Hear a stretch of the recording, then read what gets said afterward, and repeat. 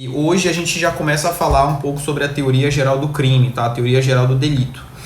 E para ser um pouco mais prático, tá? A gente já começa a falar do fato típico, né? Como você sabe muito bem, quando a gente fala sobre teoria geral do crime, a primeira discussão que a gente faz acerca de conceito de crime é a classificação do conceito de crime pela perspectiva ou o conceito formal, o conceito material e o conceito analítico. Dentro desse conceito analítico, em que pese os debates doutrinários, mas todos os livros acabam tratando sobre o conceito tripartido. Não quero dizer que todos os doutrinadores sejam filiados à teoria tripartida, mas os livros sempre acabam explicando o crime como fato típico, ilicitude, ou portador da ilicitude, um fato ilícito, né? E também a culpabilidade. Então, nessa perspectiva, a gente acaba visualizando que eu preciso tratar, né, cada um desses substratos passo a passo. Então, para hoje, eu escolhi especificamente tratar de fato típico, perfeito? Então, agora eu vou suspender os comentários e no final do nosso encontro, né, muito provavelmente a gente vai ter 2 blocos de aula para resolver essa lista, e a gente vai liberar os comentários para as perguntas daqui a pouco no final desse primeiro bloco, perfeito? Então, vamos lá, pessoal, agora suspendendo os comentários e eu já começo a fazer a resolução das questões, beleza? A cada questão, a cada alternativa, eu vou fazendo os comentários pertinentes, perfeito? Então, peguei a sua lista. A primeira questão já diz assim, vamos lá. Quanto à classificação doutrinária dos crimes e suas consequências jurídicas, assinale a opção correta. Letra A diz assim: o resultado típico dos crimes comissivos por omissão pode ser atribuído a qualquer pessoa, e não apenas aos indivíduos que tenham a obrigação jurídica de evitar o resultado. Vamos observar o seguinte, tá? Quando eu falo de fato típico, a primeira coisa que você já deve mentalizar é a estrutura do fato típico. Todos os doutrinadores, eles vão descrever o fato típico em 4 bases, 4 substratos básicos ou elementos do fato típico. A conduta, que nada mais é que uma ação ou omissão dolosa ou culposa, voluntária e consciente, dirigida a uma finalidade. Após a análise da conduta, eu preciso ter o resultado. A conduta gera um resultado. Ocorre que esse resultado ele pode ser basicamente analisado por 2 perspectivas. Eu posso ter o resultado material ou o resultado naturalístico, tá? Essas expressões são sinônimas. O que é o resultado material? É a consequência real causada pela conduta praticada. O que isso quer dizer? É a modificação no plano dos fatos causada em decorrência do comportamento criminoso, perfeito? Esse é o resultado material ou naturalístico. Paralelamente a esse resultado material ou naturalístico, eu tenho o resultado normativo ou resultado jurídico, que é a própria ofensa à norma legal, a norma penal. Então, nesse caso, você visualiza a seguinte ideia. Toda vez que o indivíduo ele pratica um comportamento criminoso, a ideia é que o primeiro resultado que eu visualizo é a afronta, é a violação à norma penal. Mas como consequência prática, ele provoca um resultado material. Então, quando eu vou lá e pratico a conduta de matar alguém, eu estou violando a norma, porque aquela descrição do artigo 121 é um comportamento que é proibido pelo Estado. Ao passo que, quando eu provoco a morte de um ser humano ao matar alguém, eu acabo retirando a vida daquela pessoa. Então, o resultado material, o resultado naturalístico é a morte, e o resultado jurídico ou normativo é a violação à norma. Depois que eu já analisei o resultado, eu preciso visualizar que entre a conduta e o resultado mora o nexo de causalidade, que nada mais é do que a relação de causa e efeito entre a conduta e o resultado. E dentro dessa relação de causalidade, nós vamos conversar sobre as causas que vão resultar naquele resultado, para ser bem redundante, tá bom? E por fim, nós temos a tipicidade. Tipicidade essa que já é discutida há muito tempo, não só por uma perspectiva formal, e o que seria o resultado, o que seria tipicidade formal? Tipicidade formal nada mais é do que o enquadramento, o encaixe perfeito, o amoldamento, a subsunção entre aquilo que foi praticado e a descrição do comportamento que é dada pela norma. Então, se o Adriano vai lá e subtrai uma coisa móvel alheia para si ou para outrem, o Adriano acaba encaixando o seu comportamento na descrição que é dada pelo artigo 155 do Código Penal. Perfeito? Porém, não basta apenas para a configuração dessa tipicidade legal o enquadramento entre o que eu pratiquei e a descrição da lei. É preciso que esse comportamento tenha uma relevância jurídica tamanha a ponto de despertar o Estado juiz e assim as suas consequências punitivas contra o Adriano. Nesse caso, nós estamos falando da tipicidade material. Trata-se da relevância jurídica do comportamento para o ordenamento. E essa tipicidade material é muito debatida no campo do princípio da insignificância. Insignificância é essa perspectiva da bagatela própria, porque nós já conversamos sobre isso e eu já expliquei muito bem em sede de princípios a diferença entre a bagatela própria e a bagatela imprópria. Então, analisado esse panorama geral, nós já nos situamos, eu já sei onde eu estou trabalhando agora, eu vou enfrentar a letra A da primeira questão, perfeito? Quando a gente fala de conduta, perceba que a conduta é um comportamento. Comportamento é um gênero que abarca ação e omissão. Porque a grande regra, a regra geral do nosso sistema, são os crimes praticados mediante ação. Mas eu não posso olvidar dos crimes que podem ser praticados por omissão. E essa omissão, os crimes omissivos, ainda são subclassificados em crimes omissivos próprios, quando é a própria letra da lei que descreve a omissão. Quase que em regra, nós temos a expressão deixar de fazer alguma coisa. Deixar de prestar assistência, deixar de prestar socorro, deixar de fazer tal coisa. A letra da lei que descreve a omissão. Isso é omissivo próprio. Paralelamente aos omissivos próprios, nós temos os omissivos impróprios. Quando nós temos a prática de uma conduta pela perspectiva de uma omissão imprópria, não haverá uma descrição expressa do tipo penal tratando acerca da omissão. Mas sim o artigo 13, no parágrafo 2º e incisos, descreve acerca da relevância da omissão. Quando alguns agentes, e por uma questão de política criminal, foram escolhidos pelo legislador para dizer essas pessoinhas, dentro desses contextos, caso se omitirem, não vão responder por um simples crime de omissão, mas sim vão responder pelo resultado que ocorreu a título de omissão. Então, se você parar para analisar, o parágrafo 2º diz assim: a omissão é penalmente relevante quando o agente, quando o omitente, quando aquele que se omite devia e podia. Só aqui já tem centenas de questões de prova.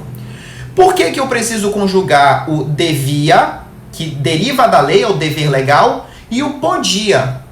Alguns alunos viram para mim e falaram assim: Adriano, eu não consigo entender como é que pode a expressão podia e o devia estarem na mesma frase. Porque devia é no sentido de obrigação e o podia é no sentido de faculdade. Como é que eu tenho dentro da mesma frase obrigação e faculdade? Calma, não é isso que você está pensando.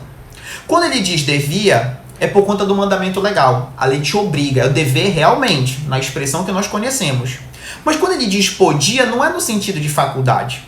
O podia é no sentido de ter condições de agir. Você já vai entender melhor com o exemplo que eu vou dar. Nesse caso, agir para evitar o resultado. O dever, lembra o dever que eu falei? O dever que é trazido pela lei? O dever de agir incumbe a quem? Aí a lei vai me dizer. Quem, por lei, tem obrigação de cuidado, proteção e vigilância? É a mãe, em face da criança.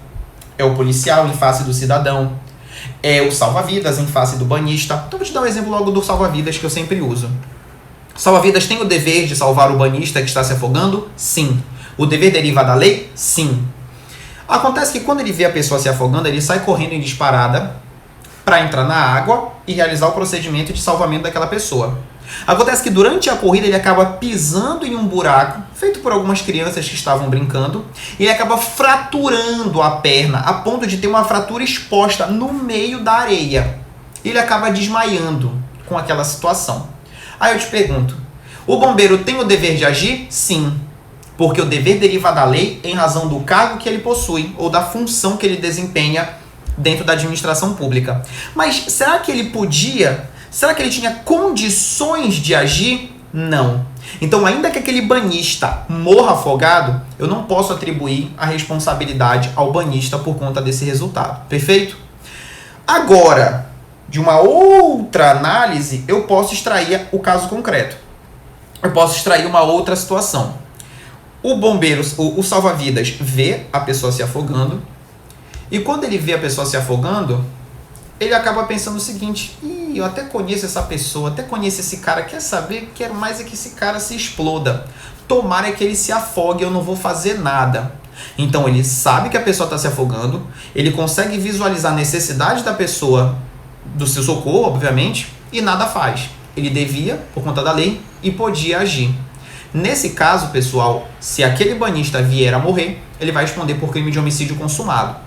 E se o banhista não morrer? E se o banhista conseguir, de outro modo, vir um pouco mais para perto, a onda trouxe o banhista conseguiu sobreviver? Será que os crimes omissivos impróprios admitem tentativa? A resposta é positiva. Os crimes omissivos impróprios admitem tentativa. Daqui a pouco eu vou dizer quais são os crimes que não admitem tentativa. Perfeito? Então, nessa letra A, o que o cara fez? Ele inverteu o contexto. Ele acabou dizendo para mim que o resultado típico dos crimes omissivos por omissão podem ser atribuídos a qualquer pessoa. Não!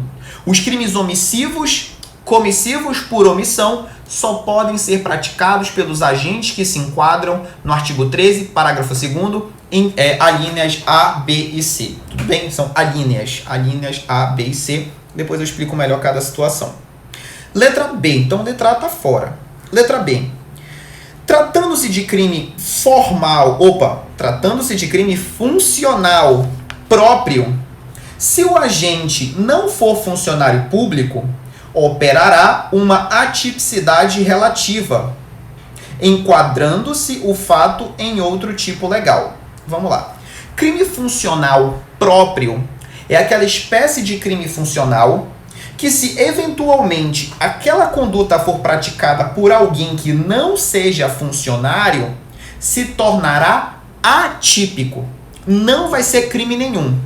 Então, crime funcional próprio, se aquela conduta vier a ser praticada por alguém que não integre o conceito de funcionário público, isso resultará numa atipicidade absoluta. Exemplo, crime de prevaricação, lá do artigo 319. Depois você vê o conceito de prevaricação.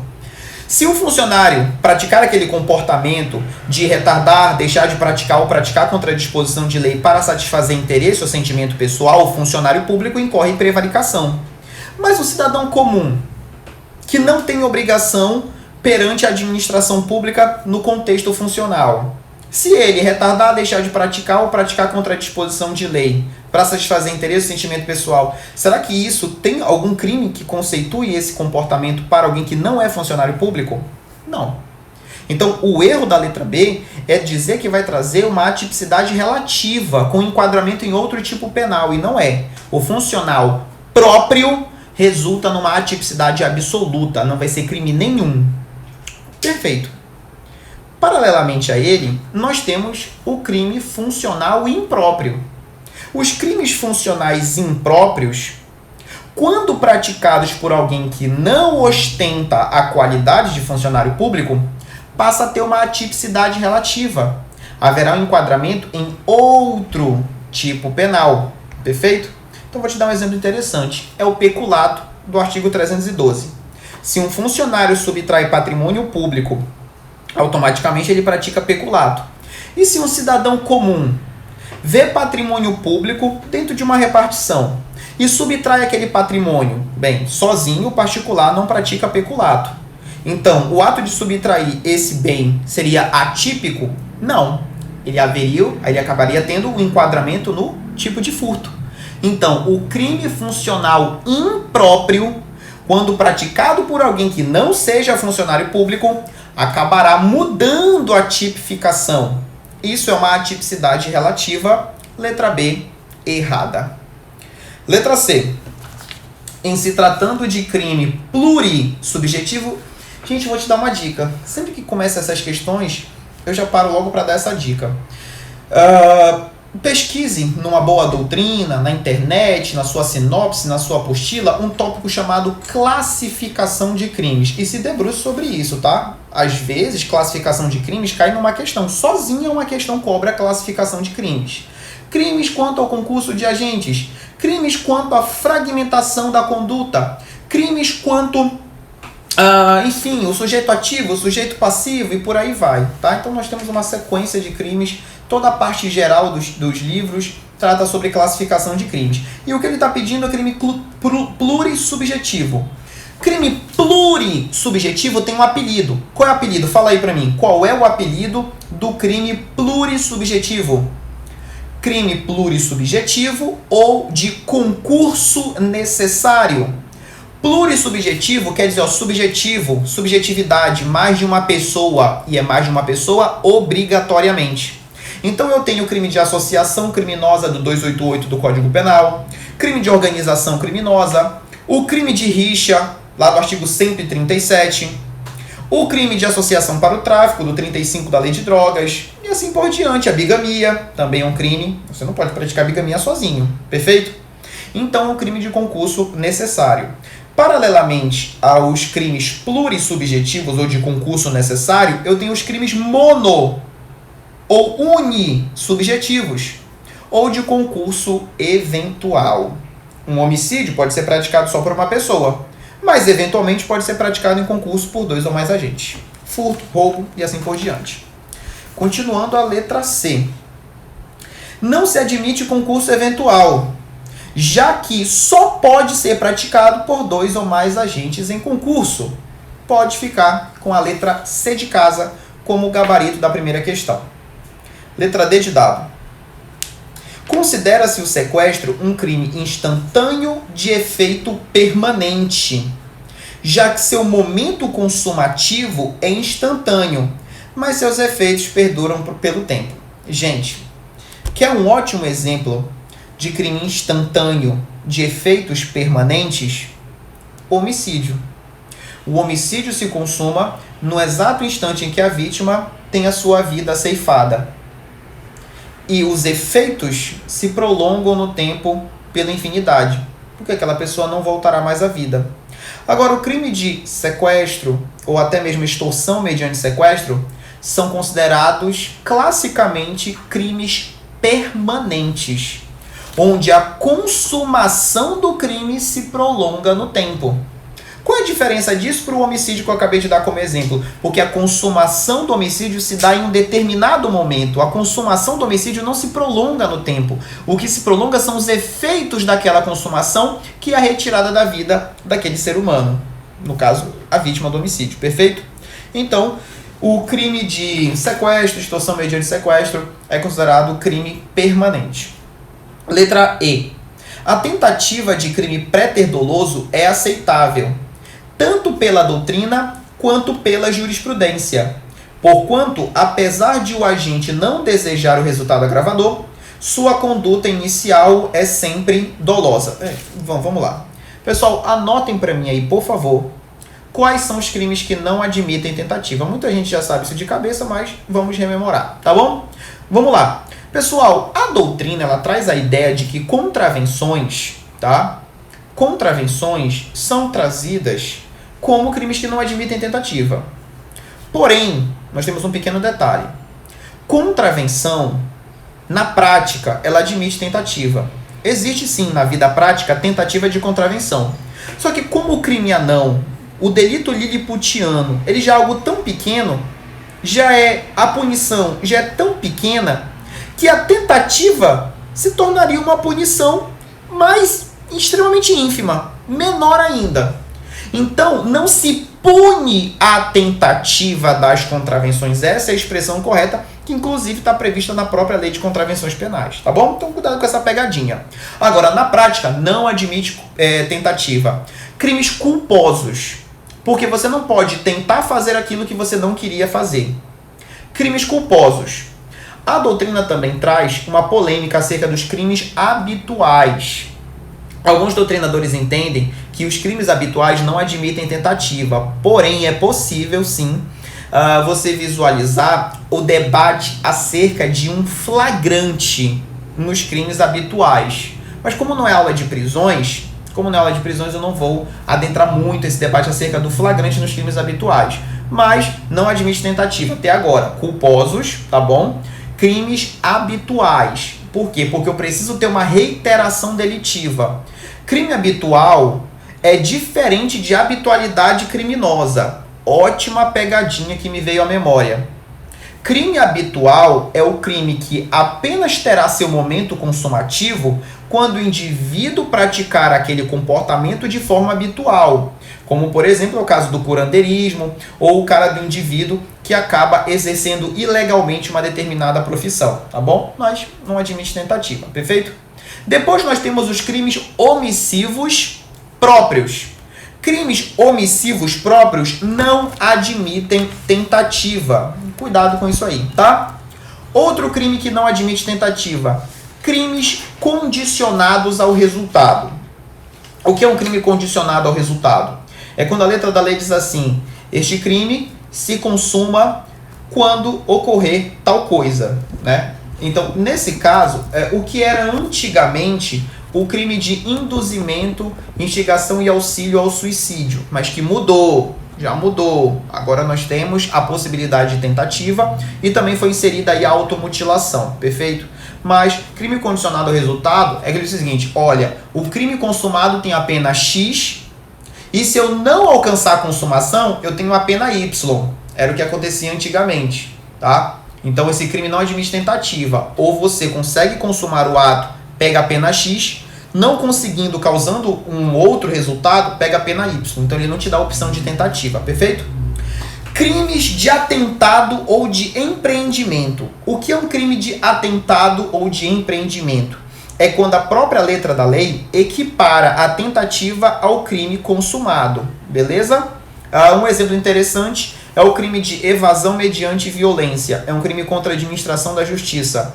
É quando o preso ele quer fugir da penitenciária, mas ele usa violência contra alguém para poder fugir. Se ele fugir, ou se ele tentar fugir, o crime já está consumado.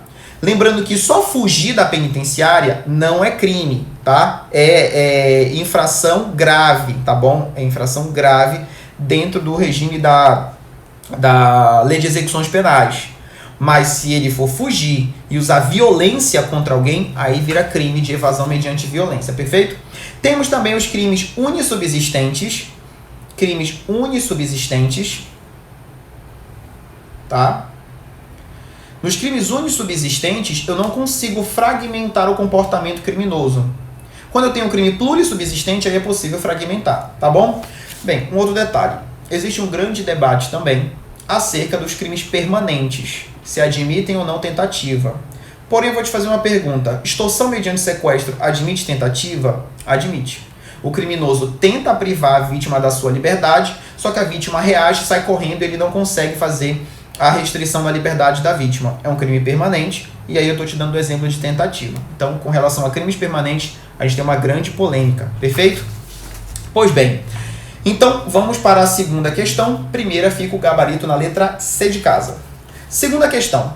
Denomina-se tipicidade. Denomina-se tipicidade. Letra A.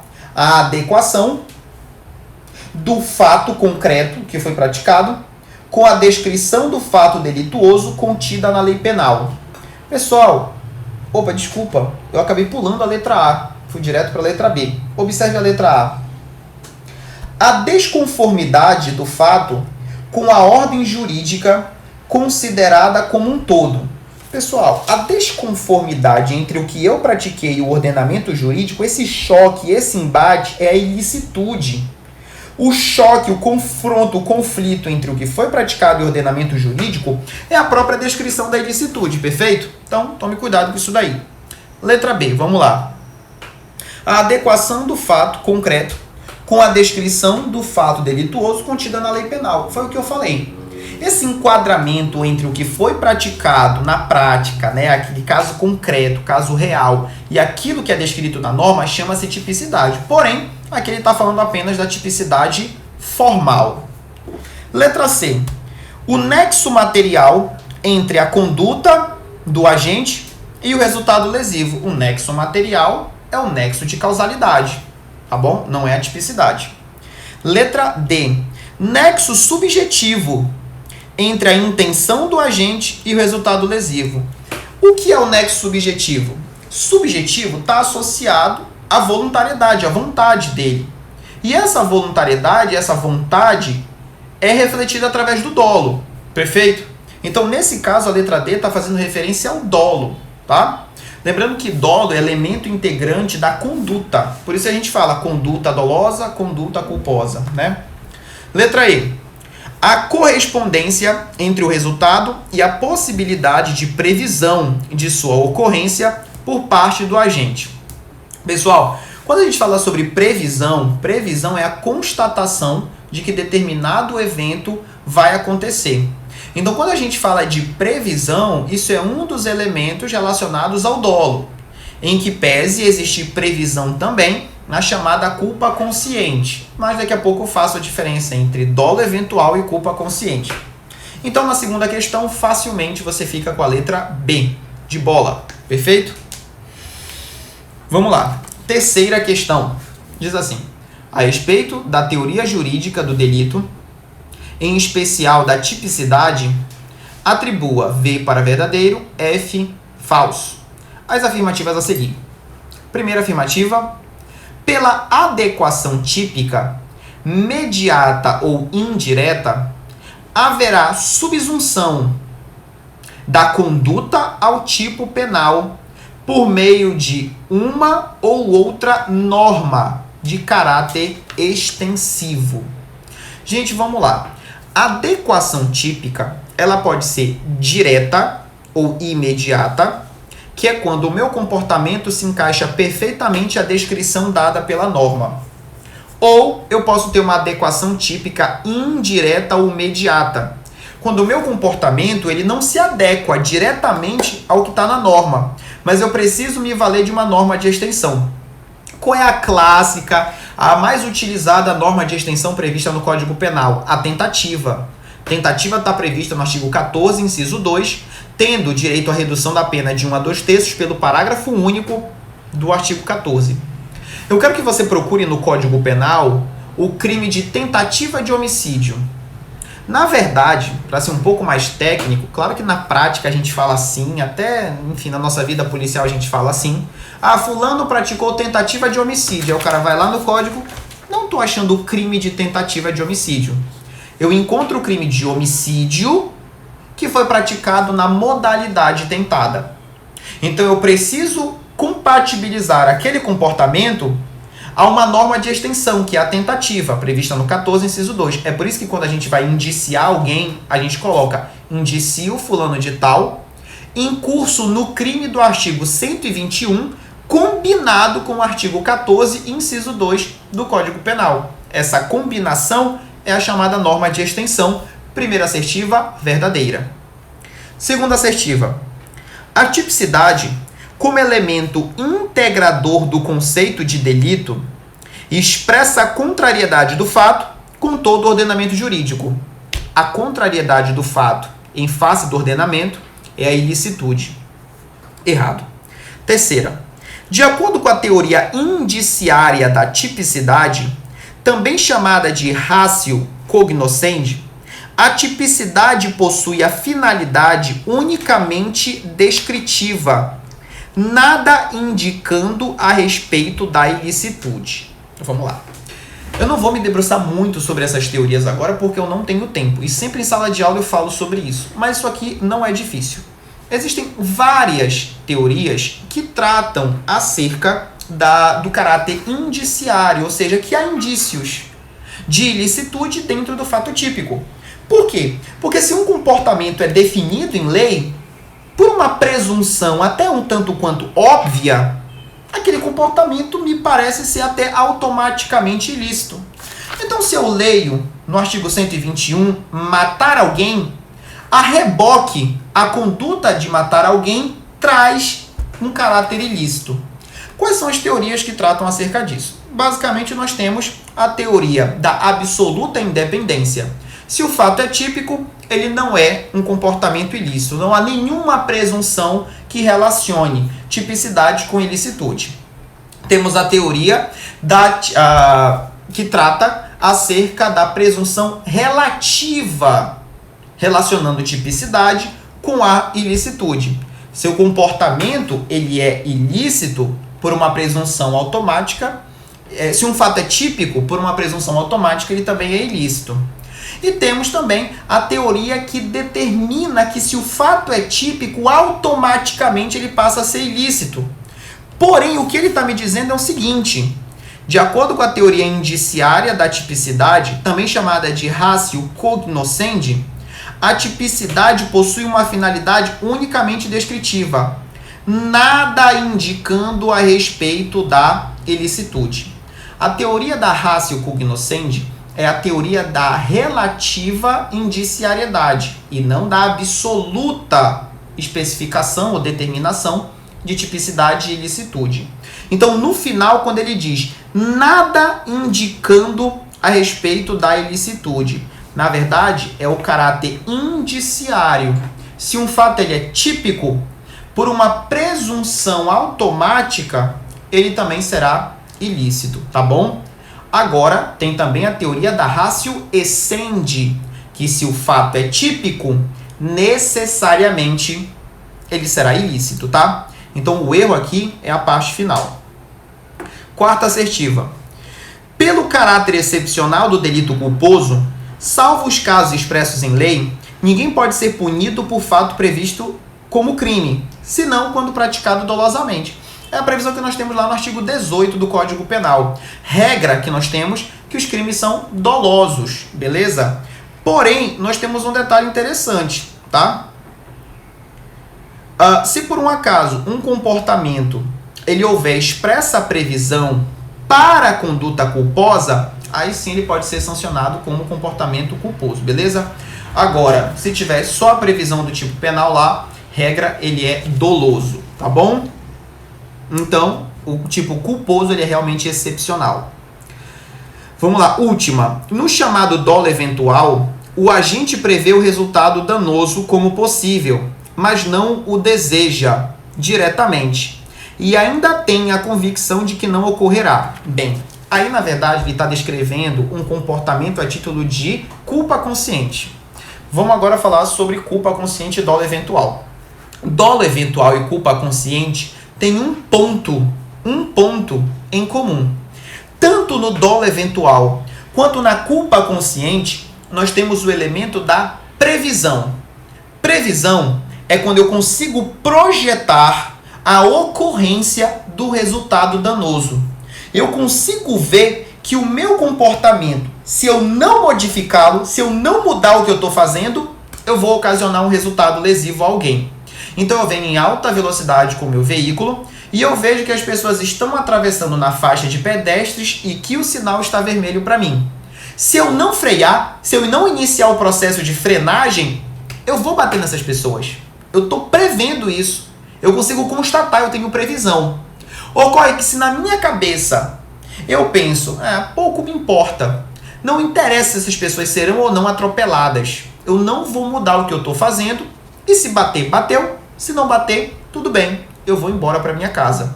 Esse é um pensamento de quem atua em dolo eventual. Ele não está canalizando os seus esforços para atropelar as pessoas, mas ele muito pouco se importa caso venha a atropelar alguém. Quando eu falo de culpa consciente, ele também tem previsão. Ele consegue projetar a ocorrência do resultado na sua mente. Só que ele pensa, não, eu sou muito bom, eu vou desviar e não vou bater em ninguém. Na hora certa eu vou fazer a manobra e não vai bater em ninguém. Acontece que quando ele vai tentar passar entre aquelas pessoas, ele acaba atropelando alguém e até mesmo se arrepende muito daquilo.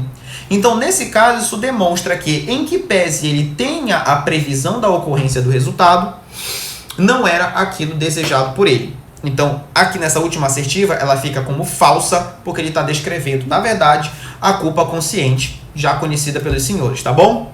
Então, terceira questão fica verdadeiro, falso, falso, verdadeiro, falso. Letra C de casa.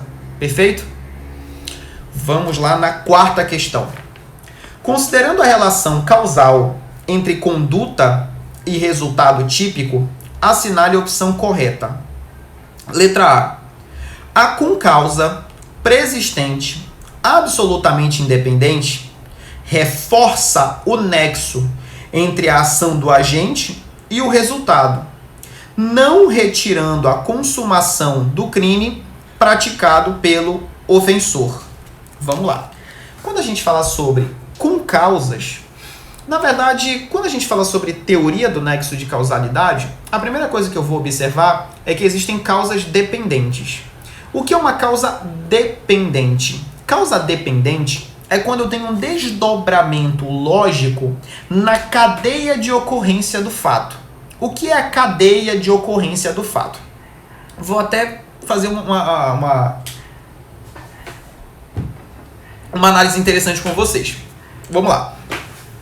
Se eu pego uma arma de fogo e efetuo um disparo contra uma pessoa e essa pessoa morre, qual é a causa da morte? Só analise isso. Esquece se a pessoa está envenenada, se a pessoa teve infarto, esquece isso. Só analise o que eu estou falando agora. Se eu pego uma arma de fogo, disparo contra uma pessoa e essa pessoa morre, qual é a causa da morte? O que todo mundo fala? O disparo, o tiro, né? Como muita gente fala. Pessoal, disparo de arma de fogo não causa morte. O que causa morte é a consequência biológica que aquele disparo, através da expelição do projétil, vai causar no corpo do ser humano.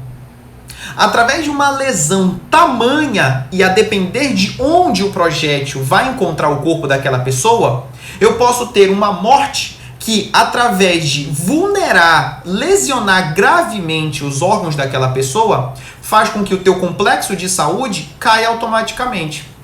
Por exemplo, a pessoa pega um disparo de arma de fogo, o projétil atinge a pessoa em uma região que até então não é letal, não é vital, região do abdômen. Acontece que a pessoa começa a perder muito sangue, perde muito sangue, vai ficando cianótica, vai ficando azulada, perde muito sangue e morre. Qual é a causa da morte? As pessoas falam que hemorragia.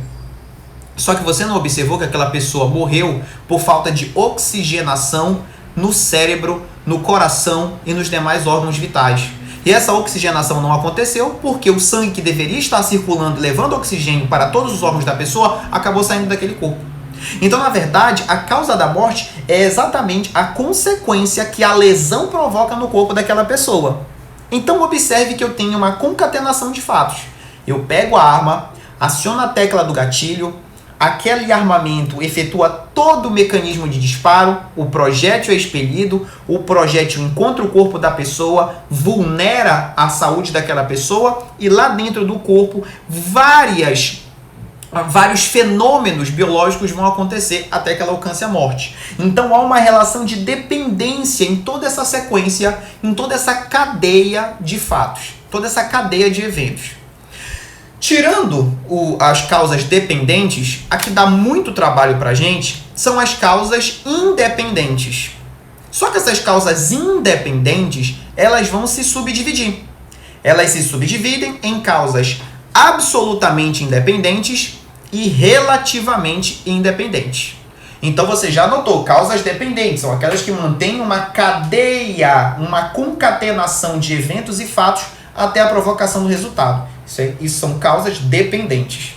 Quando eu venho para o grupo das causas independentes, a primeira seta que eu vou fazer aqui embaixo é acerca das causas absolutamente independentes. São aquelas que não têm relação entre si. E elas vão se subdividir em 3 espécies, a depender do momento que elas ocorrem. Elas podem ser preexistentes, elas podem ser concomitantes ou podem ser supervenientes. Vou dar um exemplo para cada um, vocês vão lembrar dos exemplos. Imagine que um homem, ele tomou uma sopa e sentou para assistir televisão após o jantar. Enquanto ele está assistindo televisão, entra um criminoso, seu desafeto, e efetua alguns disparos de arma contra ele. O desafeto foge e aquele homem morre. Na necrópsia, constataram que a causa da morte não foram os disparos de arma de fogo. Um disparo pegou no braço, outro disparo pegou na perna e outro disparo acabou pegando na região do ombro. E quando abriram o corpo, visualizaram que ele não morreu em decorrência dos disparos, mas sim em decorrência do envenenamento que havia sofrido anteriormente. E você nem sabia disso. Por isso a necrópsia é importante. Então a causa da morte, ela já é pré-existente à conduta do indivíduo. Quando ela será concomitante? Aí eu só vou mudar um pouco o contexto. Enquanto ele está tomando a sopa, ele é alvejado com vários disparos e os disparos acabam provocando a morte. Porém, essas situações elas são concomitantes porque enquanto, olha o advérbio que eu uso, enquanto, ao mesmo tempo que ele toma a sopa, ele sofre os disparos. Mas a necrópsia vai dizer se ele morreu de envenenamento ou de disparo de arma de fogo. Por isso a importância da perícia. Terceiro exemplo, onde agora a causa da morte é superveniente. Ele toma a sopa, senta no sofá e sofre diversos disparos. Diferentemente do primeiro exemplo, que ele morreu do envenenamento da sopa, agora ele morre dos disparos. Então, eu tenho a situação sopa e disparo, causa da morte é sopa. Sopa e disparo ao mesmo tempo, mas eu optei por dar a causa da morte para os disparos. Terceira situação, sopa envenenada e disparos, mas agora ele morreu dos disparos. Por isso é pré-existente, concomitante e superveniente. Como é que eles vão responder? Essa é a pergunta da prova. A causa da morte, quando constatada, é o que vai estabelecer a responsabilidade de cada um. No primeiro exemplo, o cara morreu do envenenamento. Então, a esposa dele é que vai responder por homicídio consumado. E o atirador? Homicídio tentado. Muita gente me pergunta nesse caso, Adriano, mas eu atirar numa pessoa que está envenenada, não seria crime oco? Não seria crime impossível? Não seria uma tentativa impossível? Pessoal, há uma grande diferença em atirar contra uma pessoa envenenada e atirar contra uma pessoa morta. Perceba que o nosso Código Penal, quando estabeleceu o crime impossível, ele acabou entendendo que crime impossível teria que observar uma absoluta impropriedade do objeto ou absoluta ineficácia do meio. Se a pessoa está envenenada e eu dou um tiro na cabeça dela, ela vai morrer instantaneamente, pelo menos em regra. Mas se eu atiro numa pessoa envenenada, no braço, no ombro, na coxa, há a possibilidade do veneno surtir efeito antes que a perda do sangue ocorra. Então, não é correto dizer que atirar numa pessoa envenenada, isso trará automaticamente crime impossível. Crime impossível é atirar numa pessoa que já está morta, tá bom? Beleza, então você já anotou aí as concausas absolutamente independentes. Agora, embaixo, eu quero as relativamente independentes, são as mais interessantes, as mais diferenciadas, tá bom? Vamos lá. Agora, tratando das relativamente independentes. E a primeira pergunta que eu te faço é: qual é a diferença entre a concausa absolutamente independente e a relativamente independente? A relação que elas têm entre si.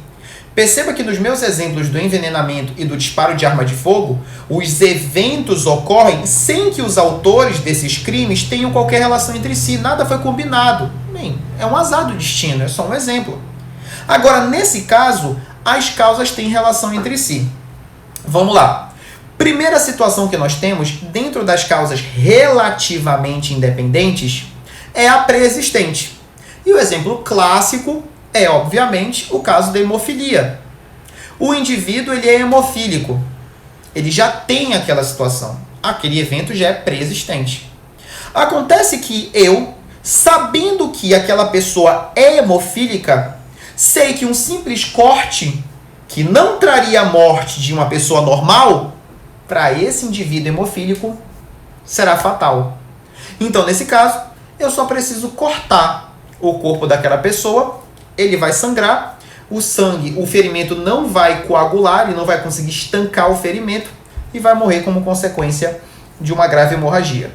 Então, nesse caso, o Adriano, sabendo disso, vai lá e corta o braço da pessoa, corta as costas, a perna, enfim, qualquer parte do corpo. Então, nesse caso, a pessoa morre e o Adriano responde por crime de homicídio doloso, obviamente, consumado. Perfeito? Fernando Capês e vários outros doutrinadores também acabam fazendo algumas diferenças com relação à hemofilia quando o agente que corta a vítima sabe que é hemofílica, tem condições de saber que é hemofílica e não sabe e não tem condições de saber que ela é hemofílica. Como é que eles estabelecem essa situação? Se eu sei que a pessoa é hemofílica e sei que um corte é suficiente para matá-la, homicídio doloso consumado tranquilamente. Se eu tenho condições de saber que a pessoa é hemofílica, eu corto e a pessoa morre, eu tenho que responder por lesão corporal seguida de morte. Lesão corporal qualificada pela morte. Se eu não sei e não tenho condições de saber que a pessoa é portadora de hemofilia, eu tenho que responder apenas pela lesão corporal dolosa, foi o que eu quis fazer, causada na pessoa, em que pese a pessoa venha a falecer, beleza? Por quê? Porque não está no plano de conhecimento ou de uma evidência que o autor do fato saiba que aquela vítima é hemofílica. Então, até agora, eu só tenho a preexistente. Como seria a concomitante? Na concomitante seria assim. Eu quero matar uma determinada pessoa. Aguardo a pessoa sair do trabalho. Quando a pessoa está saindo do trabalho, eu saco a minha arma e começo a atirar contra essa pessoa. A pessoa desesperada e, obviamente, não desejando morrer, começa a correr pelo meio da rua, em uma grande avenida com muita movimentação. Essa pessoa acaba correndo e acaba passando para a linha de ônibus, alguma coisa assim, e é atropelada pelo ônibus. E o Adriano atirando contra aquela pessoa. Nesse caso, em que pese o motorista, ao conduzir o ônibus, tenha atropelado e matado aquela pessoa, eu não posso atribuir responsabilidade para esse motorista, nem a título doloso, nem a título culposo. Então, a responsabilidade pelaquela morte será toda do Adriano, com o homicídio doloso consumado. Tá bom? Terceira situação é a que dá mais trabalho para a gente. Porque nas concausas relativamente independentes supervenientes, ela vai se subdividir. Ela vai se subdividir naquela hipótese em que, por si só, produz o resultado e a que não produz por si só o resultado.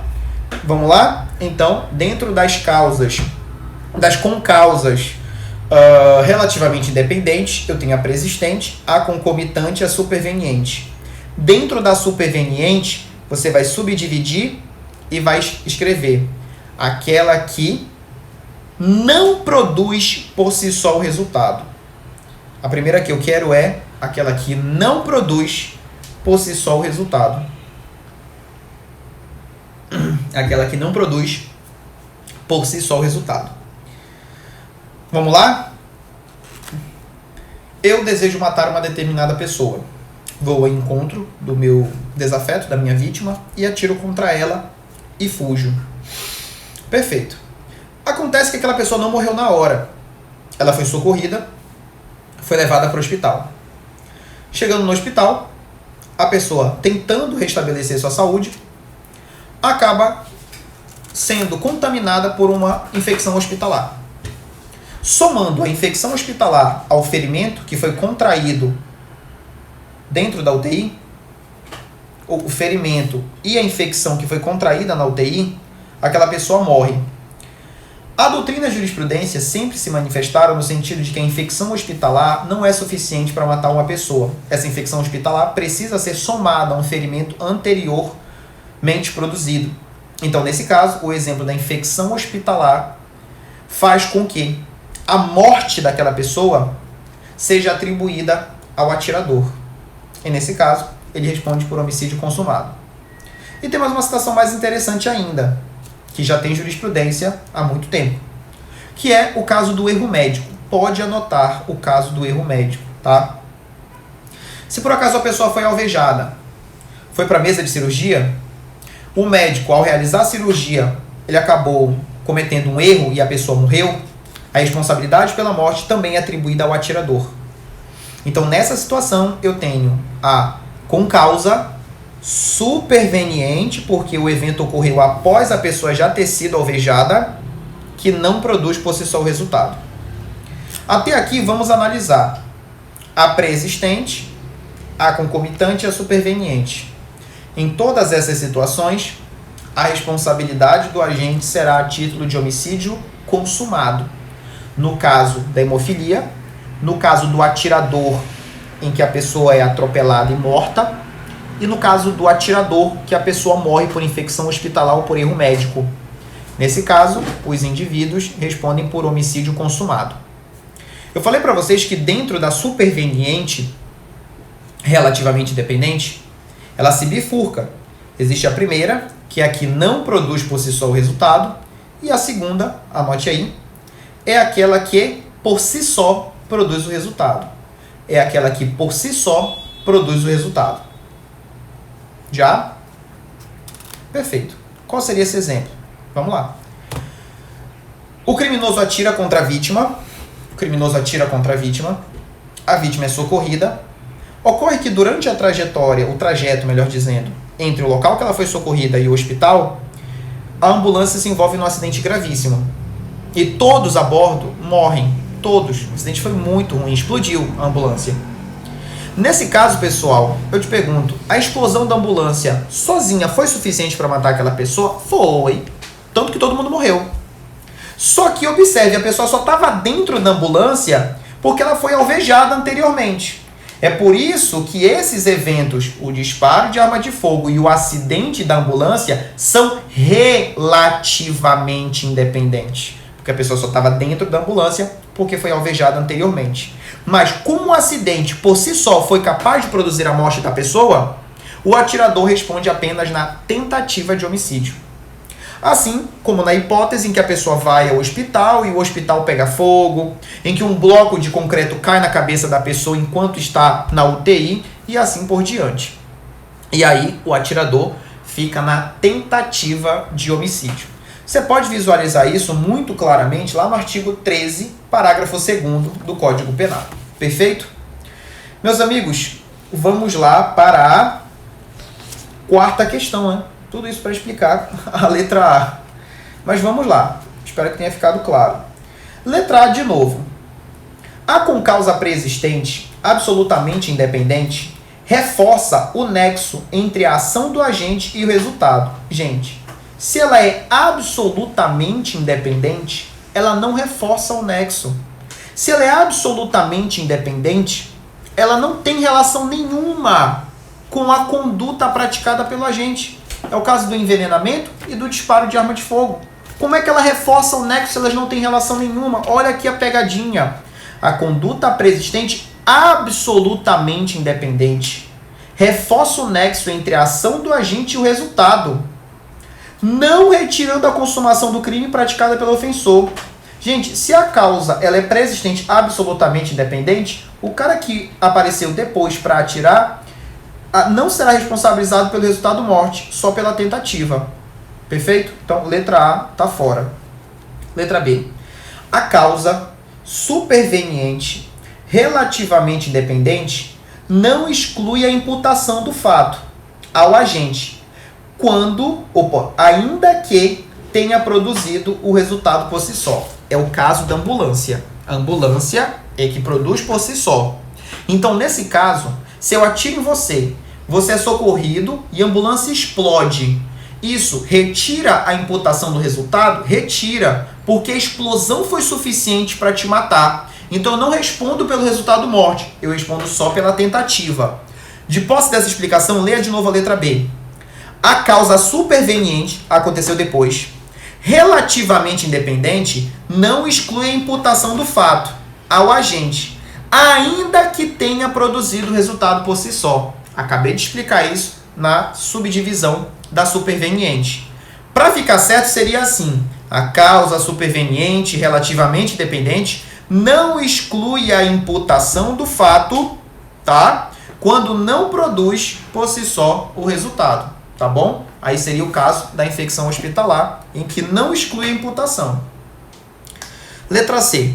A teoria da imputação objetiva prevê que não haverá nexo de causalidade se o agente atuar dentro do risco permitido, mesmo que sua conduta gere um resultado previsto em lei como crime. Pessoal, a discussão acerca da teoria da imputação objetiva, ela é antecipada à análise de dolo ou culpa. Ou seja, a gente primeiro analisa a relação de imputação objetiva para depois verificar o elemento subjetivo dolo ou culpa.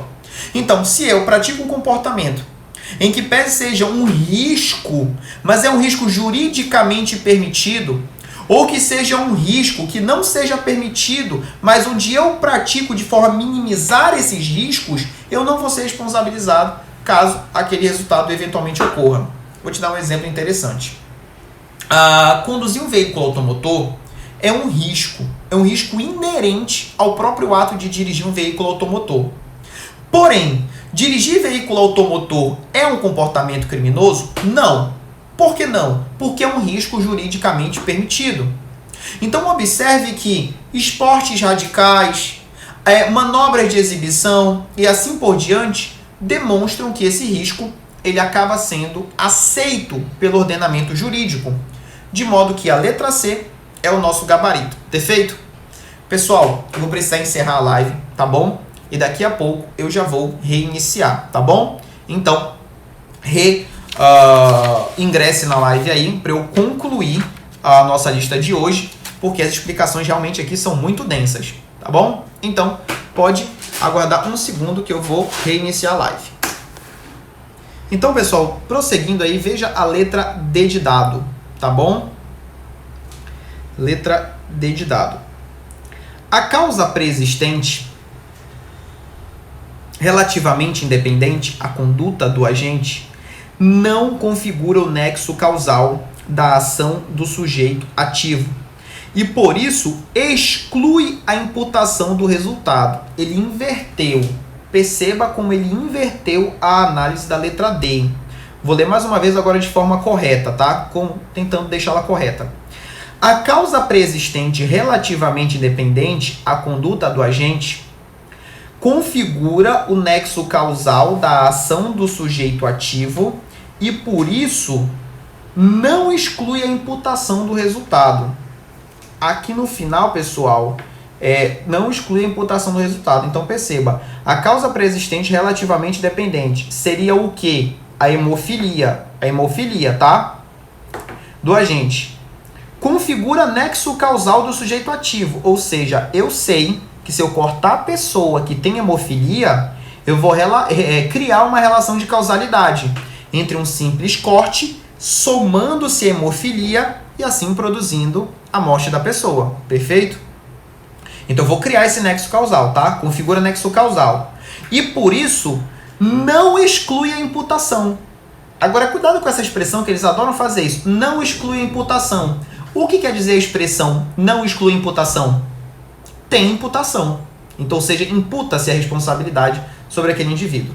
Letra D está fora. Eles mexeram aqui, então ficou incorreta. E a letra E. A teoria naturalística adotada em caso de omissão já está errado. Vou dizer por quê, mas está fácil isso daqui.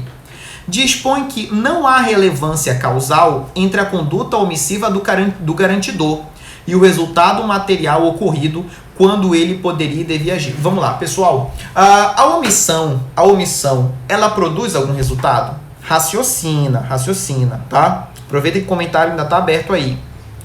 A omissão, ela gera um resultado? Não. A omissão nada produz. Agora, por uma questão de política criminal, por uma questão puramente normativa, se atribui responsabilidade por um comportamento omissivo, seja ele um omissivo próprio, seja ele um omissivo impróprio. Então, eu vou ficar olhando para você aqui e vou desejar a sua morte, tipo Darth Vader. Morra aí. Você não vai morrer. Agora, se eu estou na posição de garantidor, vejo que você está passando mal, que você está se engasgando, que você está tendo um infarto, alguma coisa nesse sentido, que você precisa de socorro e eu estou nessa posição, não sou eu que estou te matando. É você que está morrendo por qualquer evento. Mas se eu não te socorrer, o resultado que ocorrer com você será atribuído à minha pessoa a título de omissão. Se eu sou garantidor, omissão imprópria, obviamente. Perfeito? Então, letra E tá fora. Vou desabilitar os comentários para a gente prosseguir de uma forma mais célere. Vamos lá. Quinta questão. No que concerne ao crime impossível, a tentativa à desistência voluntária, ao arrependimento eficaz e posterior, e a teoria do tipo, assinale a opção correta. Letra A.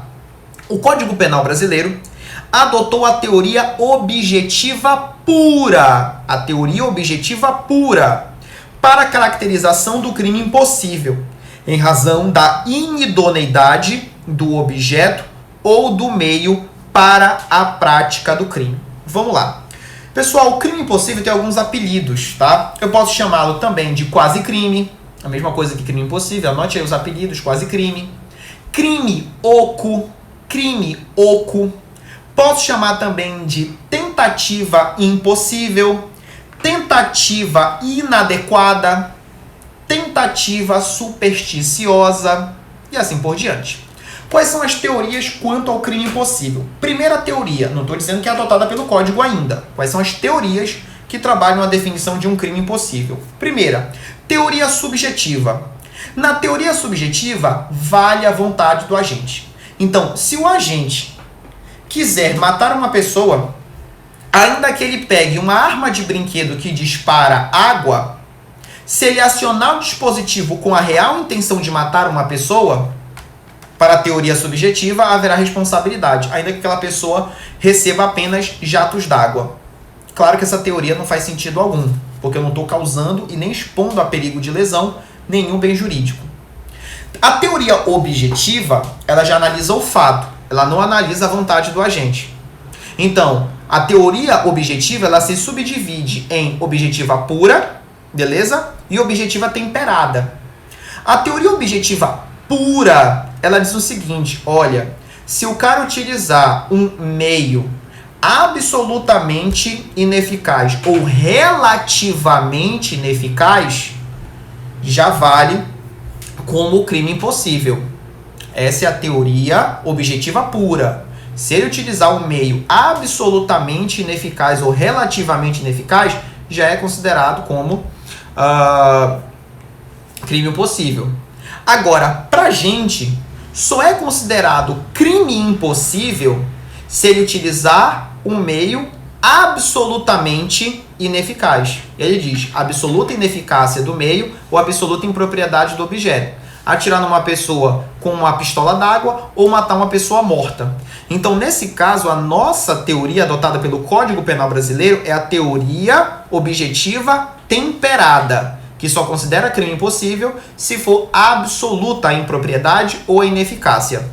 Letra B.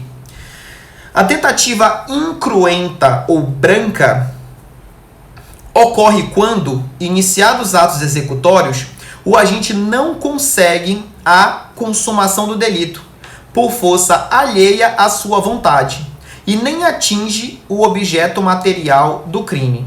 Bem, vamos lá. Pessoal, a tentativa ela pode ser classificada, quanto a essa discussão, em dois aspectos, tá? Eu posso ter uma tentativa quanto à conclusão dos atos executórios, tá bom? E uma tentativa quanto a atingir a vítima. A classificação de tentativa quanto aos atos executórios, ela vai se tornar em uma tentativa perfeita ou imperfeita. A tentativa perfeita, também chamada de crime falho, é quando o agente consegue esgotar os atos executórios e ainda assim não mata a pessoa. Então eu tenho um revólver com 6 munições, efetuo os 6 disparos, esgotei os atos executórios? Esgotei, mas a pessoa não morreu. Então isso é uma tentativa perfeita ou crime falho. Paralelamente a isso, eu tenho a tentativa imperfeita, que é quando, antes de esgotar os atos executórios, eu sou neutralizado. Primeiro, segundo, terceiro, quando eu vou dar o 4º disparo, alguém consegue me desarmar e aquela vítima sobrevive. Houve tentativa de homicídio, mas nesse caso, houve uma tentativa imperfeita, porque eu não esgotei os atos executórios. Agora, quanto a atingir a vítima, eu posso ter a tentativa branca ou incruenta, quando eu não consigo atingir a vítima, e eu posso ter a tentativa vermelha ou cruenta, que é quando eu atinjo a vítima, mas ainda assim ela não morre. Então ele confundiu os conceitos. Minto, muito pelo contrário. Os conceitos foram dados de forma correta na letra B de bola. Então olha lá. A tentativa incruenta ou branca, ok, ocorre quando, iniciados atos executórios, o agente não consegue a consumação do delito por força alheia à sua vontade e nem atinge o objeto material do crime. Bem, eu tenho uma pequena ressalva com relação a essa alternativa, porque quando ele não atinge o objeto do crime, que no caso seria o ser humano, a vítima, concordo tranquilamente seja uma tentativa branca. Agora, quando ele vem e diz assim, por força alheia à sua vontade, né?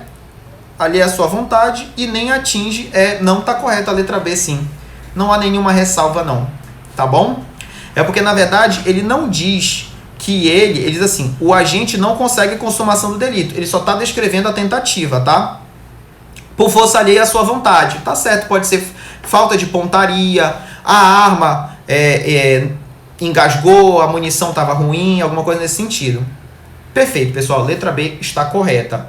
Agora, se ele dissesse assim, que o indivíduo ele não esgotou os atos executórios porque alguém o neutralizou. Se ele não esgotou os atos executórios, aí é tentativa imperfeita, tá? Mas o gabarito tá ok. Letra B de bola.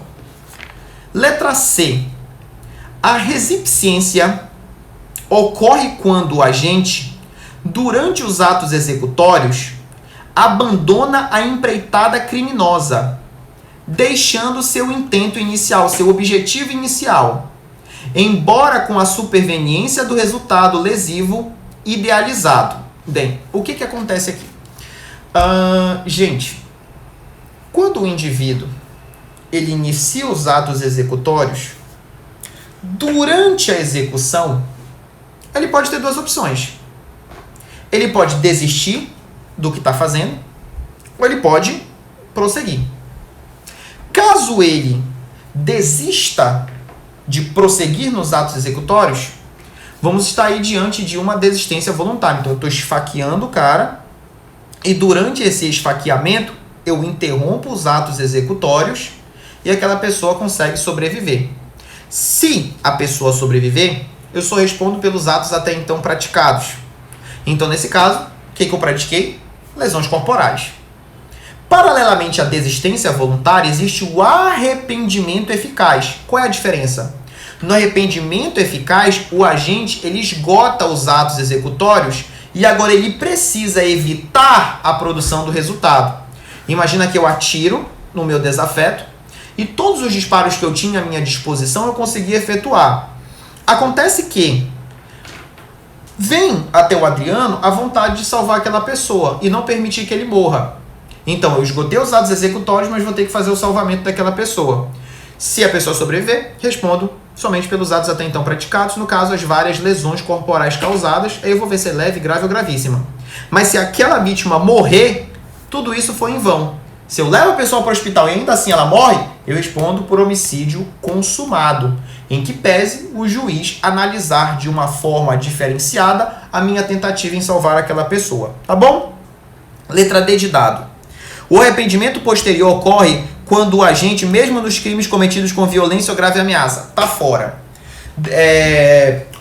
O arrependimento posterior está previsto no artigo 16, é considerada a ponte de prata, né? Ao passo que desistência voluntária e arrependimento eficaz do artigo 15 são chamadas, né, por von Litz, de ponte de ouro. Mas, vamos lá no arrependimento posterior. Só pode ser praticado em crime sem violência e grave ameaça. Se eu restituir a coisa ou reparar o dano antes do recebimento da denúncia, o juiz ele vai reduzir a minha pena de 1 a 2/3. Isso acontece no crime de furto, crime de estelionato, apropriação indébita, crimes contra a administração pública também pode ter esse benefício, desde que o arrependimento ocorra até o recebimento da denúncia. E crime sem violência e sem grave ameaça. Letra E. A elementar normativa do tipo penal incriminador consiste na descrição de elemento que dispensa valoração no caso concreto. Porquanto, isso quer dizer a mesma coisa que portanto, tá? A própria norma se mostra compreensível abstratamente. Tá errado. O que nós temos é uma adequação entre o caso concreto e a descrição dada pela norma. Muito embora essa descrição seja abstrata. Eu vou te dar um exemplo. Matar alguém. Eu posso contar nos dedos quantas formas eu tenho para matar alguém? Não, o que interessa é que eu mate alguém. Posso matar envenenado, com disparo de arma, por asfixia, por espancamento, por apedrejamento, com tijolada, com paulada. De todo jeito eu posso matar uma pessoa. Mas a letra da lei só se interessa para efeitos de tipificação do homicídio. Para dizer que aquilo é homicídio, que eu mate alguém. Prefeito de qualificadora, causas de aumento de pena, aí sim, o modus operandi é útil, mas para tipificar, eu só preciso matar alguém. Então, letra E fica incorreta. Quinta questão, B de bola. Sexta, a respeito do dolo e da culpa, é correto afirmar: na culpa consciente, o agente prevê o resultado e admite a sua ocorrência como consequência provável. Não, isso é definição de dolo eventual. B. No dolo eventual, a gente prevê a ocorrência do resultado, mas espera sinceramente que não ocorra. Não, isso eles inverteram. Isso é definição de culpa consciente. Perceba que nas duas alternativas, isso é questão da prova, não mexi. Nas duas alternativas ele diz, o agente prevê, tá? Ele constata a possível ocorrência do resultado. Letra C. A imprudência é a ausência de precaução. Já está errado. A ausência de precaução é a negligência, quando você deixa de fazer algo anteriormente que iria evitar a produção do resultado. Como adequar os freios, rever pneu, rever todas as condições de trafegabilidade do veículo. Quando você vai acionar o freio, não pega e você atropela uma pessoa, porque você foi negligente na manutenção do veículo lá atrás. Letra D. A imperícia é a prática de conduta arriscada. Conduta arriscada, ele está definindo imprudência. Imperícia é a falta de conhecimentos técnicos para desenvolver uma certa atividade. Arte, profissão ou ofício. Letra E.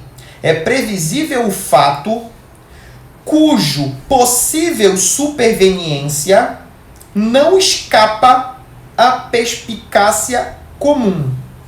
Existe uma diferença entre previsão e previsibilidade. Previsão é constatar a ocorrência daquele evento. Ao passo que previsibilidade é o senso natural e comum que todas as pessoas de perspicácia mediana possuem. Eu sei que para fazer uma conversão eu preciso reduzir a velocidade do veículo. Eu sei que avançar o sinal de trânsito pode ocasionar um acidente. Eu sei que trafegar com uma motocicleta pela calçada eu posso bater alguém. Só que tudo isso fica no plano da possibilidade, porque eu não sei se vai ter um carro passando quando eu avançar o sinal, eu não sei se vão ter pessoas na calçada quando eu for passar e assim por diante. Então a previsibilidade é o senso comum, é o senso que todas as pessoas dispõem dentro da convivência social. Então a letra E é o nosso gabarito na sexta questão. Sétima questão. Acerca da relação de causalidade, e considerando o que sobre este tema a disciplina do Código Penal brasileiro, assinale a alternativa correta. Letra A. A concomitância de causa relativamente independente exclui a imputação quando por si só ou conjuntamente produziu resultado. Já está errado. Porque se ele colocou conjuntamente, então não é por si só. Os fatos anteriores, entretanto, imputam-se a quem os praticou. Então, a concomitância de causa relativamente independente exclui a imputação quando por si só produziu o resultado. Qual é o exemplo? Concomitante, né, pessoal? Então, perceba. Essa causa relativamente independente é o exemplo que eu atiro na pessoa, ela corre para a pista e o ônibus atropela. Por que é relativamente dependente? Porque ela só correu para a pista porque eu estava atirando contra ela. Por que essa causa é concomitante? Porque os eventos ocorrem paralelamente. Enquanto eu atiro, a pessoa foi atropelada. Se eu retirar o atirador de contexto, aquela pessoa tem motivo para sair correndo pela rua? Não. É por isso que a gente trabalha, eu não falei sobre isso, mas é importante comentar rapidamente, que o nosso Código Penal, ele acabou adotando a teoria da conditio sine qua non, tá bom? E não a teoria da causalidade adequada. Porém, observando a conditio sine qua non, ele diz o seguinte, que tudo que aconteceu anteriormente é causa daquele resultado. Todos os fenômenos pretéritos anteriores àquele resultado são causas daquele evento. Os pais do criminoso que tiveram uma relação conjugal e sexual e tiveram aquele criminoso, toda a vida que aquele indivíduo possuiu dentro do seu contexto familiar, social, escolar, são considerados causas daquilo que ele vai fazer futuramente. Essa é a ideia do código. Porém, existe um método, que é o método de dedução, né, ou de exclusão hipotética de Thirén. E o que o cara diz? Olha, muito embora o código estabeleça que todos os fenômenos anteriores sejam causas daquele resultado, eu só posso atribuir responsabilidade penal para aquele que tenha agido ao menos com dolo ou, quem sabe, até culpa. Então, eu não posso responsabilizar por ter agido com dolo ou culpa seres humanos que se relacionaram com o objetivo de procriar, ou que a procriação tenha sido uma consequência natural da relação sexual. Então, nesse caso, eu não posso atribuir responsabilidade porque ele teve uma relação sexual com a sua esposa, teve a criança e já intencionava ter um filho que futuramente seria um homicida. Ninguém pensa dessa maneira. Então, eu também não posso atribuir que ter uma relação sexual com uma pessoa em que haja a procriação, a fecundação, seja um comportamento culposo, que futuramente aquela criança vai se tornar um assassino. Então, nesse caso, eu não posso atribuir responsabilidade a essas pessoas. Mas o assassino que dolosamente pegou a arma e atirou contra um ser humano, a esse sim se atribui responsabilidade penal. Tá bom? Enfim, cuidado com isso. Então, pessoal, vamos na letra B de bola. A superveniência de causa relativamente independente exclui a imputação quando por si só produziu o resultado. Os fatos anteriores, entretanto, imputam-se a quem os praticou.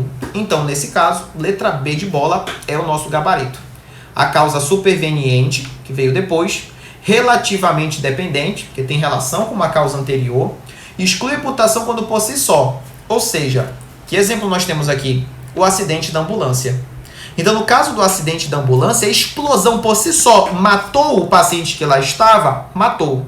Por si só, produziu resultado? Produziu. Então, o atirador, ele fica na tentativa de homicídio. Letra B é o gabarito. C. A superveniência de causa relativamente independente exclui a imputação quando por si só produziu resultado. Os fatos anteriores, entretanto, ele colocou não se imputam, tá?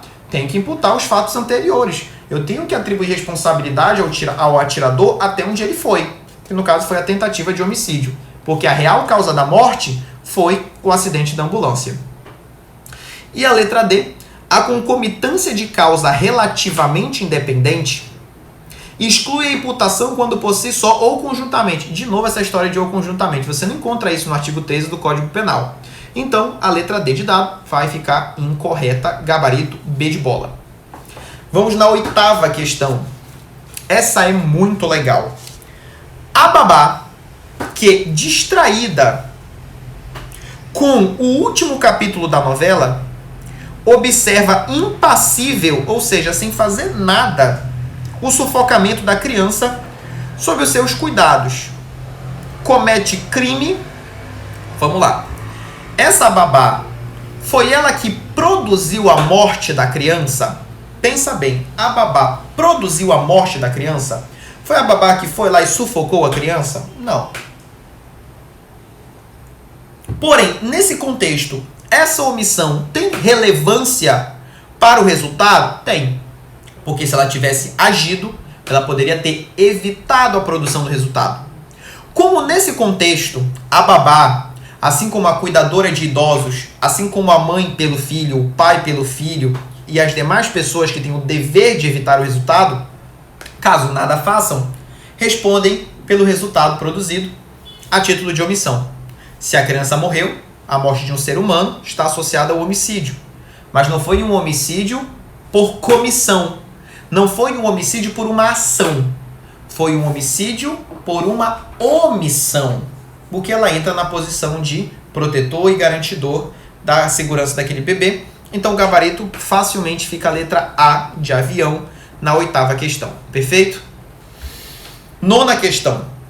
Dentro do tema do crime consumado ou tentado, é correto afirmar que, letra A diz assim: os crimes unissubsistentes admitem tentativa. O que é um crime unissubsistente? É aquele cuja execução do delito não pode ser fracionada. Adriano, me dê um exemplo de crime unissubsistente. Injúria na modalidade verbal. Eu vou xingar o cara. Quando eu vou xingar o cara, eu falo filho da... Quando eu vou concluir, alguém tampa a minha boca. Nesse caso, não houve tentativa de injúria. Ou eu tenho a injúria consumada ou não tenho fato algum, é atípico. A doutrina assevera a possibilidade, que já aconteceu no Poder Judiciário, processos assim, em que eu tenho a injúria, onde há a possibilidade de tentativa, mas na modalidade de enviar um e-mail que não chega na caixa de mensagem da pessoa, enviar uma mensagem via SMS ou aplicativo de mensagem, ou uma carta injuriosa, xingando a pessoa e assim por diante. Bem como a calúnia e a difamação também admitem a tentativa nessas hipóteses. Letra B. Os crimes omissivos impróprios consumam-se com a ação ou omissão prevista e punida na forma penal, na norma penal incriminadora. Bem, se o crime omissivo impróprio só pode ser praticado por omissão, tá? Então, tá errado isso daí. Faz sentido algum. Crime omissivo impróprio consuma-se com a ação. Não, seria praticado por ação, é um crime comissivo. Letra C. Só haverá consumação do crime quando ocorre resultado naturalístico ou material. Pessoal, cuidado com isso daí. Olha o que ele está dizendo. Só haverá consumação do crime quando ocorre resultado naturalístico ou material. Foi uma das primeiras coisas que eu falei no nosso encontro de hoje. Eu não disse para vocês que o crime ele tem dois resultados ou pode ter dois resultados? Qual é o resultado que todo crime tem? Qual é o resultado que todo crime tem? É o resultado jurídico ou normativo, que é a ofensa à norma penal. Agora eu te pergunto, todo crime tem resultado material? Todo crime, ele traz uma consequência fática para aquela vítima? Ou para o ordenamento? Vou te dar um exemplo interessante. Porte legal de arma de fogo. Porte legal de arma de fogo. Só portar arma de fogo, ainda que esteja desmuniciada, é classificado como um crime de mera conduta. Quanto ao resultado naturalístico, é crime de mera conduta. Lembre, crimes formais, materiais e de mera conduta. Qual é o resultado material que o crime de mera conduta tem? Nenhum. Crime de mera conduta não produz resultado material.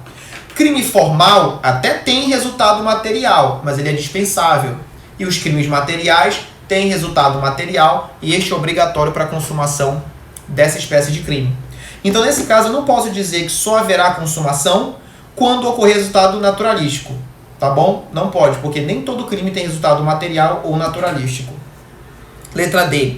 A tentativa cruenta, que é aquela que atinge a vítima, quando o objeto material não é atingido. Já está errado. Seria uma tentativa incruenta ou branca. Letra E. Não admitem tentativa os crimes de atentado ou de empreendimento. O que é um crime de atentado ou de empreendimento? São os crimes onde o legislador entendeu que a tentativa é equiparada ao crime consumado. Tentar fazer aquilo já responde como crime consumado, tá? Então, letra E na 9ª questão, perfeito?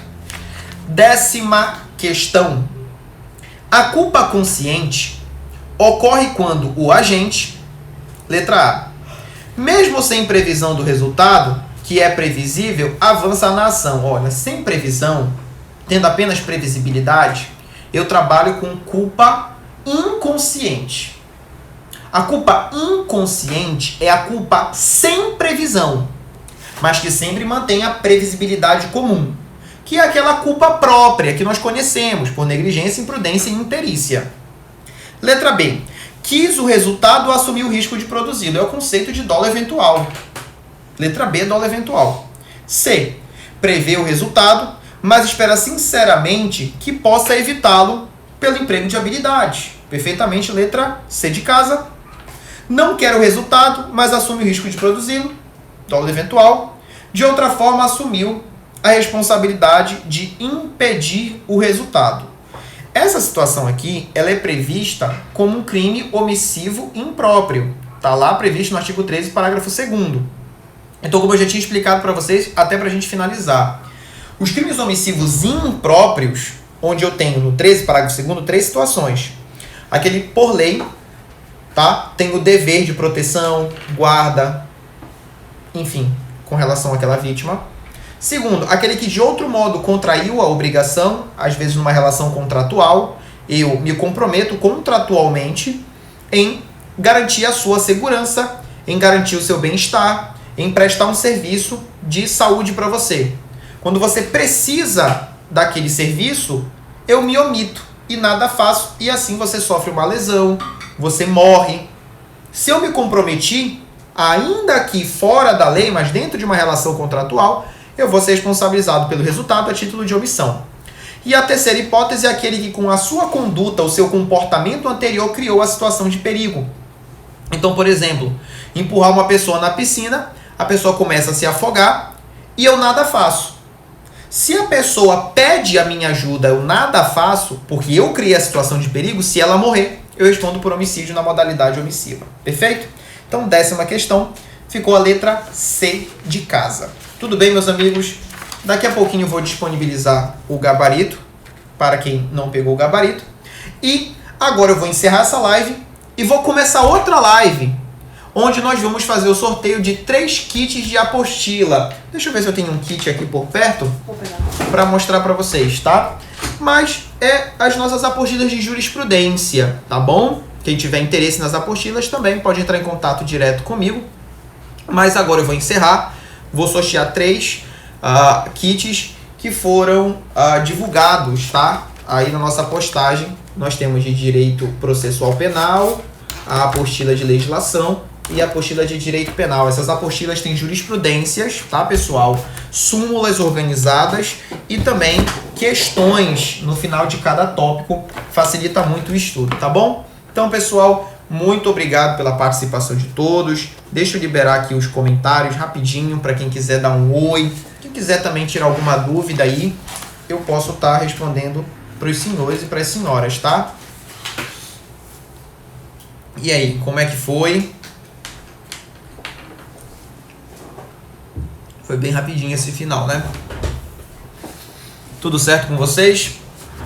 Então, pessoal, eu vou encerrar. Vou abrir a live aqui para a gente fazer o nosso sorteio com base nos comentários que foram feitos lá na postagem. Beleza, pessoal? Gente, grande abraço para vocês. Mantenham o foco, tá? A prova tá se aproximando, tá bom? Tá chegando cada vez mais perto. E a gente tá sempre por aqui, tá bom? Vamos lá para a gente organizar a nossa live da próxima semana. Grande abraço para todos e até a próxima, tá bom? Valeu!